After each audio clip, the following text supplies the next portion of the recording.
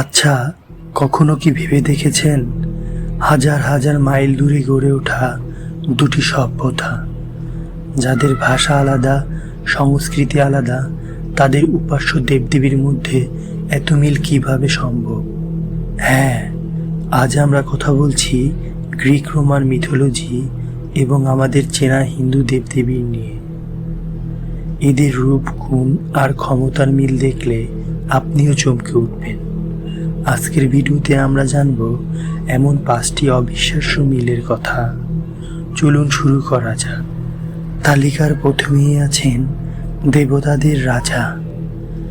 হিন্দু ধর্মে যিনি দেবরাজ ইন্দ্র, গ্রিক মিথোলজিতে তিনি হলেন জিউস। দুজনেই দেবতাদের রাজা, স্বর্গের অধিপতি। দুজনের প্রধান অস্ত্র হলো বজ্র। মজার ব্যাপার হলো দুজনেই একটি চারিত্রিক দুর্বলতা আছে। তারা দুজনের মাঝেই ক্রোধ ও লালসার বশবর্তী হয়ে পড়েন এবং অন্য দেবতাদের সিংহাসন হারানোর ভয়ে থাকেন। এবার আসা যাক দেবতাদের বার্তাবাহকের কথায়। হিন্দু পুরাণে যিনি দেবর্ষি নারদ, গ্রিক পুরাণে ঠিক একই ভূমিকায় আছেন হারমিস। নারদ মুনি যেমন স্বর্গ, মর্ত্য আর পাতালের মধ্যে খবর আদান প্রদান করেন, হারমিসের কাজও ঠিক তাই। দুজনেই অত্যন্ত চতুর এবং চঞ্চল স্বভাবের। তারা যেমন দেবতাদের বিপদে বুদ্ধি দিয়ে সাহায্য করেন, ঠিক মাঝে মাঝে ঝগড়া লাগিয়ে দিতেও ওস্তাদ। মৃত্যুর দেবতা। সনাতন ধর্মে মৃত্যুর দেবতা হলেন যমরাজ, আর গ্রিক মিথোলজিতে পাতালপুরী বা আন্ডারওয়ার্ল্ডের রাজা হলেন হেডিস। যমরাজের বাহন যেমন কালো মহিষ, হেডিসের সঙ্গী এক ভয়ানক 3 মাথাওয়ালা কুকুর, যার নাম সারবেরাস। তবে একটা সূক্ষ্ম পার্থক্যও আছে।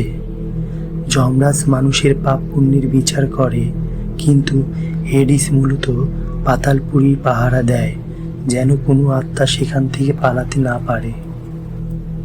বিদ্যা ও জ্ঞানের দেবী। হিন্দু ধর্মে জ্ঞান, শিল্প ও সঙ্গীতের দেবী হলেন সরস্বতী। গ্রিক পুরাণে এর সমকক্ষ দেবী হলেন অ্যাথেনা।